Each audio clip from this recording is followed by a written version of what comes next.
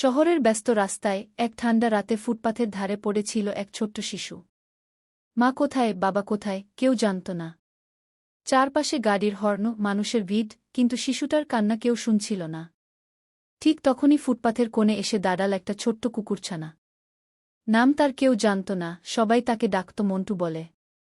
মন্টু বুঝে গিয়েছিল এই শিশুটার খুব কষ্ট হচ্ছে। সে প্রথমে নিজের শরীর দিয়ে শিশুটাকে আগলে ধরল। ঠান্ডা বাতাস থেকে বাঁচাতে গিয়ে নিজেই কাঁপছিল। তারপর জোরে জোরে ডাকতে লাগল, ঘেউ ঘেউ। লোকজন প্রথমে বিরক্ত হল, কিন্তু মন্টু থামল না। বারবার শিশুটার দিকে তাকিয়ে ডাকতে থাকল। অবশেষে একজন চাওয়ালা কাকা এগিয়ে এল।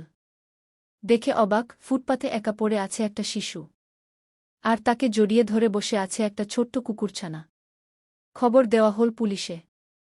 শিশুটাকে হাসপাতালে নিয়ে যাওয়া হল। সে বেঁচে গেল। আর মন্টু, সে আজও সেই ফুটপাথেই থাকে।